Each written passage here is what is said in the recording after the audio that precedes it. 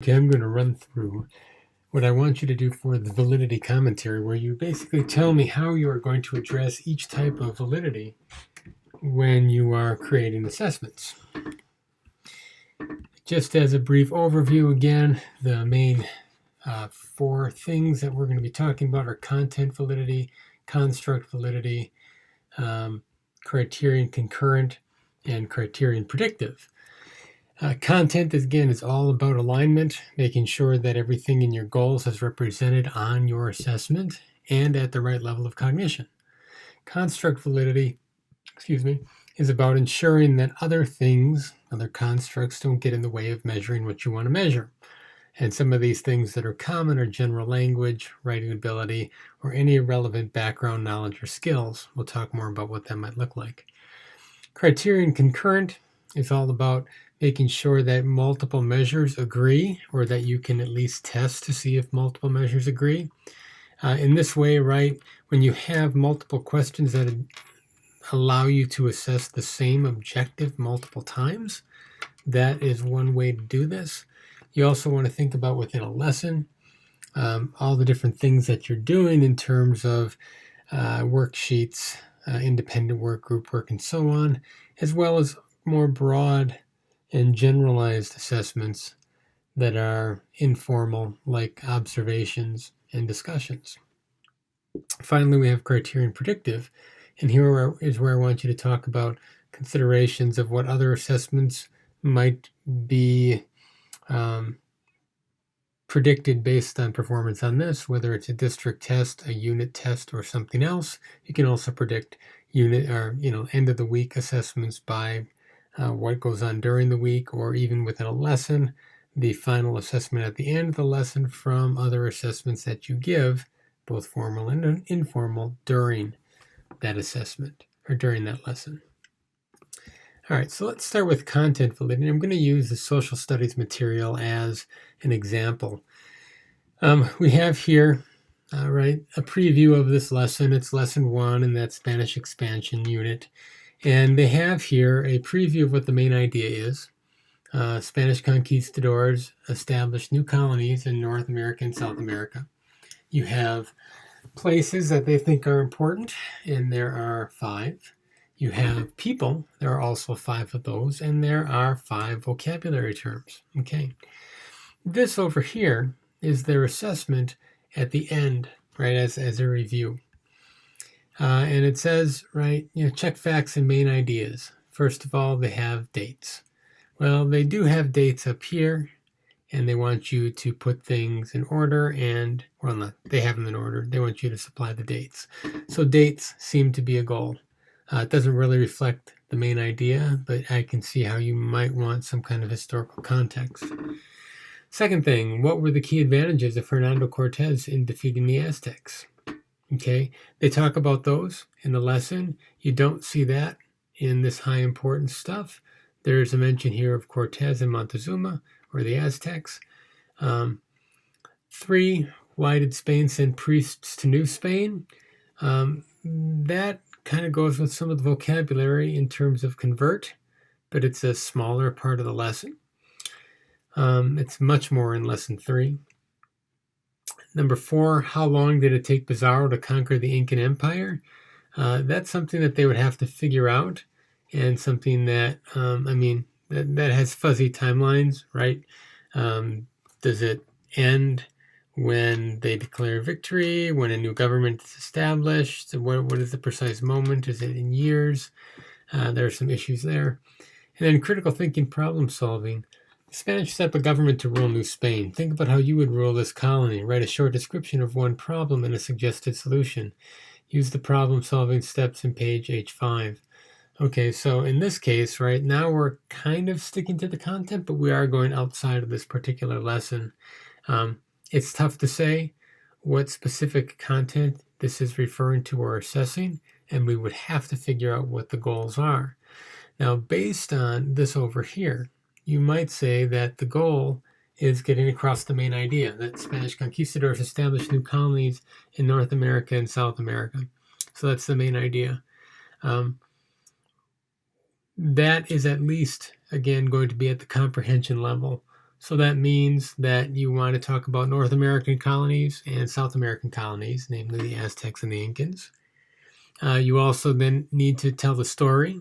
You need to fill in the dates, identify the places, and talk about the people using these particular terms that are all in here. And all that is well and good. Now, the question is, in terms of content validity, right? How well does this line up with what's on this first page as the preview? Well, a lot of these people aren't directly mentioned, so that's one alignment issue. A lot of the vocabulary isn't directly mentioned, and the places aren't all directly mentioned, so there's some big alignment issues here. And when we go on with the main idea, right, this could all fit under the main idea. They do talk about the North and South American colonies. They talk about 5, and this is really kind of a preview actually for the next lesson. So it's interesting that they're doing it here. Again, it's an instructional tool, I think. It's not really an assessment. And this particular end of the unit review is a pretty poor reflection of what the apparent goals are. All right, so I have a lot of content validity issues. When we talk about these things, right, and is this an idea, these might all be just facts. Vocabulary probably would be at the comprehension or application level, not represented in here at all. This main idea, again, is kind of represented in here, but it's pretty scattered and piecemeal, and I wouldn't think that this actually is getting at comprehension. Facts like how long did it take, why did they send priests to New Spain, that's not really about colonization. It kind of is, I suppose, but it's loose. What were the key advantages? That's part of this, but there's so much more of this that's missing. And so this has major alignment issues. If I were going to build an assessment off of this, and I want to speak to each one of these things, I would be saying that, well, one, I'm making sure that everything that's listed in my objectives is in the assessment. And I'm making sure that it's at the right level of cognition in the following ways. When I'm testing recall things, I'm making sure that I phrase things in the same way that we phrase them either from the text or from the notes or instruction. If I go to comprehension, then I either have to paraphrase things, in other words, put them in different words, have students put them in their own words, or test the relationships between different ideas. So in other words, maybe how ally is related to how Cortez defeated the Aztecs, who were his allies and how did they help. Expanding the idea, I could talk about the advantages and which advantages had to do with allies. When we talk about conquests or conquistadors, we could talk about that in terms of what it means to take something over by force versus an agreement, right? Or a merger or an alignment or a treaty of some sort. So there are a lot of different things that I would have to talk about. But when I'm talking about content validity, when you're talking about content validity, make sure to address how you're doing things to keep it in alignment in terms of content, and also making sure that you're at the right level of cognition. So we get to construct validity. Now I'm thinking again about other skills or constructs that might be involved in my assessment. So I am thinking about reading, right? If I gave students this worksheet and just said, here, complete this as an assessment, some of the language might be difficult for some students, either students who just have poor language skills, or if they're have English as a second language, they're bilingual. I would want to make sure that that doesn't get in the way. And how would I do that? Well, I could read it out loud. I could go over with students that I know might have difficulty with it. This goes then to oral language skills, which kind of sets the limit on reading skills. And if I know that some students have very difficult language skills in not just reading, but also listening and speaking English, assuming I'm teaching in English, I want to make sure that that's not going to get in the way, that I use words that students can understand, that I use vocabulary that's age appropriate and maybe a level or two below their current grade level. Likewise, if I want them to write an essay, and I ask them to write a paragraph, and I take off for punctuation and things like that, indentation, capitalization, structure. That's really assessing writing skills and not assessing whether they understand the content, right? And I don't want to conflate those two things. If I wanted them to do some kind of presentation where they look at this whole, write a dramatic scene down here and maybe have them do a little video reading, well, if the presentation or the format becomes challenging or an issue or something that I grade on, that again is folding in a new skill. If students can use their notes and it's completely dependent on notes that they take either from the text or from when we're having a classroom discussion, then note-taking becomes a big, driving force behind student success. And maybe that's not what I'm trying to do. Finally, if I put them into groups, I have this issue of collaboration and cooperation. Some students are better at it than others and might turn in a better product, not necessarily because they understand the content better, but because they work with others better. So I want to make sure that I keep my assessment insulated from all these other outside sources. When we talk about concurrent validity, I'm thinking about multiple indicators within the test for each goal. Now, this is really clear in math, right? When I have a goal, like students will be able to add single-digit numbers, I don't just give them one set of single-digit numbers, I give them a bunch. And the extent to which they get these questions right over the course of 10 to 20 problems is all kind of concurrent evidence if I'm really thinking of one assessment as a bunch of mini assessments, right?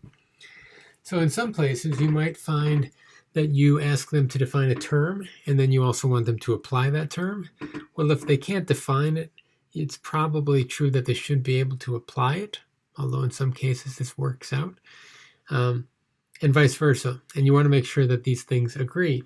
Now, it's more likely that if you can apply it, you can also recall it or comprehend it. But sometimes assessment data doesn't work that way, and then you have to ask yourself, well, why isn't it working that way? Right? Based on the theory, they shouldn't be able to apply it if they don't know what it is. They can't recall the definition. So maybe they guessed right, maybe they cheated, maybe they got lucky, or maybe they just had a brain fart when it came to doing the recall portion. When we think about other ways that I might be thinking about, well, if this is my end assessment again, is flawed as it is, how would I look for other evidence of what students are understanding? Well, we did some exercises. We went through some examples, and I would probably have observed some students getting it, some students struggling, working with students one-on-one. And those observations and other formative assessments, if they completed a small group activity, right, and turned something in that I looked at and we talked about, that's all corroborative evidence for students and their ability to do this. And students who were doing it successfully in class should probably be able to do this here if they're well aligned. So when I'm thinking about, right, multiple sources of evidence or data, that's what concurrent validity is all about. I don't want you to just think about worksheets or tests. I want you to think about observations and activities as well, and that you are constantly getting information about your students. And you want to make sure that that information is consistent with other information you get. Finally, we have predictive validity. And here I want you to be thinking about, well, given this assessment and how I've structured it, if it's well aligned, I shouldn't have any issues. But if it's out of alignment, like this one is, right, I should be thinking about what the state standards are and what the state test is, what the district standards are and what the district test is, what might be on, if I'm teaching a different content area and they're going to be taking qualifying exams for middle school or high school or something like that, what's going to be on those exams. So I want to make sure that other assessments that are going to come down the pipe reflect what I'm doing here, or what I'm doing here really reflects those assessments, because I guess I don't really have control over those assessments, right? They just are what they are. I also want to think about the authenticity for what you're preparing them for, right? And this is where the application of ideas becomes really important. So if I want my students ultimately in social studies to enact social change or to be able to apply these ideas to the classroom or to their own lives, or maybe a future as an adult or governing a club that they have in the school, then I need to assess differently than if I just want them to win on Jeopardy, right? If I have a bunch of facts type of assessment, it's doubtful that they're going to become activists, right? So I want to make sure that if I want predictive validity to be high, I think down the line to what really do I want them to be able to do with this in their real life, and then act accordingly. And what am I going to do with my assessment to ensure that it's getting them towards that end? So if I want the bunch of facts approach, I will give them something like this. And maybe something even more, kind of strictly objective with multiple choice questions, matching sections, and things like that, where I'm just testing their ability to regurgitate facts. If, however, I want them to be able to use this knowledge and how they understand what happened in these conflicts to understand either their current events or to help them manage the classroom or their relationships with other classes or other students, then I would need to give them some other kind of assessment, much more like a project, right, in which they are applying some of these principles about different advantages, disadvantages, the purpose of colonies, and so on, and maybe how equity and justice work within these systems to actually do something within the school or at their home with their brothers and sisters or parents or whoever. So I'm going to switch to another example with science. And this is from the ocean unit. This is on Canvas as well. And it's about the Earth's oceans. Again, we talked about it briefly in the beginning. And there are, again, 3 lessons in this one. The first one talks about the ocean water and its characteristics in the ocean floor. The second lesson talks about waves. And the third one talks about currents. This is lesson 1. And you have some vocabulary terms here. Salinity, thermocline, continental margin, deep ocean basin, mid-ocean ridge, and ocean trench. You have this essential question or this main idea. By the end of this lesson, you should be able to describe the properties and physical features of the Earth's oceans. So that's kind of the end goal, being able to describe them. Now, if this is a comprehension type question, they need to understand how those things are related. In other words, how are things like the water's feature related to the different ocean features? So in other words, how does a deep ocean basin impact salinity? Or how does the depth of the ocean impact a thermocline? Or how does an ocean trench impact something like water temperature or mid-ocean ridges? And what do they have in common? Namely plate boundaries, right? Different kinds. This is the assessment they have. This one is, I think, much better aligned with some things that they have, right? If we look at this first section, it's matching. We're going to talk about actually how this matching section has some flaws that we're going to try to get around, but we're not going to do that for a while. So we'll just stand pat on it for the next week or so. You have the terms and definitions, and they're just supposed to match them by drawing a line. The next question is a sequence in order from smallest to largest. What are the Earth's 5 main oceans? Again, this seems like maybe a frivolous bit of knowledge, but something that students probably would have known before this class. But maybe you're just wanting to make sure that everybody has this bit of knowledge. Again, when I was a kid, there were 3 oceans, and then they turned into 4, and now there are 5. So, yeah, where they begin and end is always a good question as well, because it's kind of all part of the same water. But hey, we got to split the world up somehow so we can talk about it. What are the 3 main temperature layers in the ocean? That is directly aligned. What 2 properties affect the density of ocean water? Again, this is a good thing. And note that these are recall questions, right?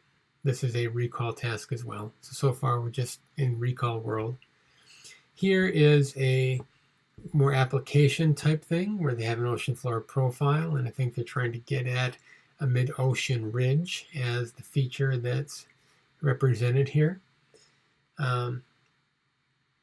When we think about this second question, They go into more detail about the specific types of things in terms of mountain ridges, domes, and things like that.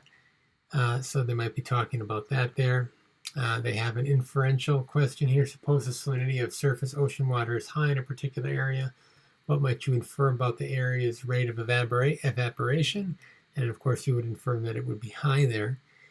So that's an application idea. However, I do believe that they mention that directly in the text. And so you'd have to be careful about how you were trying to assess that. That could end up being a recall question. Finally, you have this: how is exploring oceans similar to exploring space? This is a question that isn't necessarily aligned with specific objectives, but it is something that would demonstrate some level of understanding about what ocean exploration is like, and that is one subpart of this particular unit, or this particular lesson. So in that sense, if we did look at the whole lesson, there's a lot that's good about this in terms of there's a lot of good recall stuff here. It's not all represented. There is a whole section on how we do explore the Earth's oceans and the ocean floor. But that's only assessed in this last question here. And it doesn't really, it might not give you the level of detail that you want. If I were talking about content validity here, right, I would be describing how I made sure that each section of this assessment was connected with one of my major sub-goals, and how at the end I did actually measure the overall goal, right? And the overall goal here is, like I said, a comprehension type goal, where I'm going to be connecting these major ideas together to better understand or demonstrate understanding of how the Earth's oceans are composed, or their features. Namely, I would need an essay question at the end about, again, how salinity is related to mid-ocean ridges, deep ocean basins, plate boundaries, and things like that. If I'm thinking about construct validity, right, again, I'm thinking about, in this case, reading this graph. Now, if I've been teaching, if I'm going to use a graph like this, I better have taught students how to read a graph like this. If this is the first time they're seeing anything like this, I have a construct validity problem, right? Because people who have been exposed to this will have an easier time reading it than somebody who hasn't.